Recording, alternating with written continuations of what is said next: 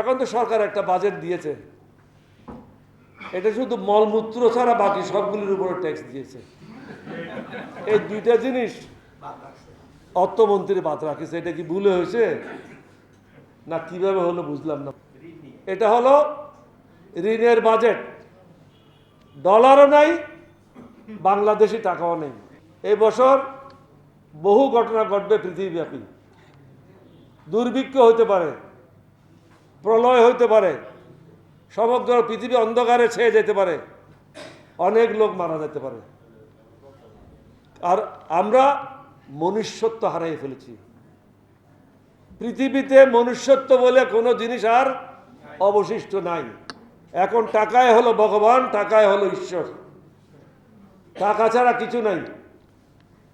এখন সরকারি কর্মকর্তা দেখেন আর আওয়ামী লীগের সদস্য দেখেন, তাকে তো 80 টুকরা করা হয়েছে। এখন বাকি যারা বাকি আছে তাদের কয় টুকরা হয় দেখতে হবে, অপেক্ষা করেন। কারণ সবাইকে মাসুল দিয়ে পৃথিবীর থেকে বিদায় নিতে হবে। আল্লাহ ছাড় দে, আল্লাহ কখনো ছেড়ে দেয় না, এটা কোরআন বলে না। আল্লাহ মানুষকে সৃষ্টি করেছে একে অপরের উপকার করার জন্য, একে অপরকে ভালোবাসার জন্য। আর আমরা করেছি ঘৃণার জন্ম দিয়েছি। আওয়ামী লীগ ঘৃণার রাজনীতি বাংলাদেশে প্রতিষ্ঠা করেছে, বিনা ভোটে রাজনীতি প্রতিষ্ঠা করেছে, নিশিরাতের ভোটে সরকার প্রতিষ্ঠা করেছে, পাশের রুমের ভোটে 2024 সালে পাশের রুমের গোপন কক্ষের ভোটে প্রতিষ্ঠা করেছে।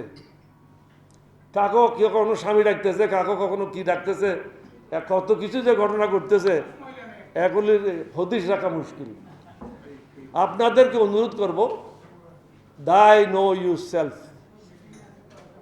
বাইবেলে বলে দাই নো ইউ সেলফ, নিজকে চিনো, নিজকে সঠিক পথে পরিচালিত করো।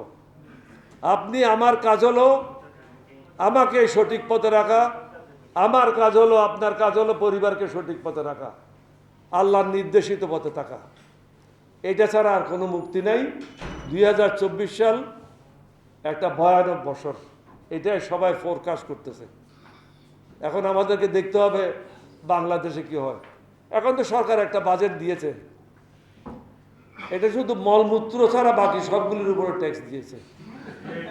এই দুইটা জিনিস অর্থমন্ত্রী বাদ রাখিছে। এটা কি ভুলে হয়েছে না কিভাবে হলো বুঝলাম না। মলমূত্র ছাড়া বাকি সবগুলির উপর ট্যাক্স। ওটা তো পাবলিক টয়লেটে তো টাকা আছে। আমি তো বলছি ঘরে মলমূত্র যেটা ত্যাগ করেন ওটার উপরে ট্যাক্স নাই, বাকি সবগুলির উপর ট্যাক্স দিয়েছে।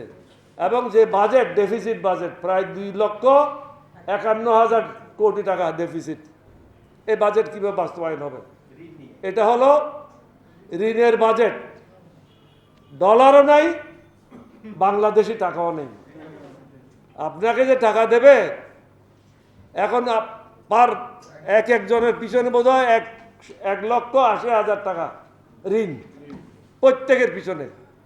এই ঋণ শোধ করার জন্য নতুন ঋণ যদি না নেয়, এই ঋণ শোধ করতে 2062 সাল পর্যন্ত লাগবে।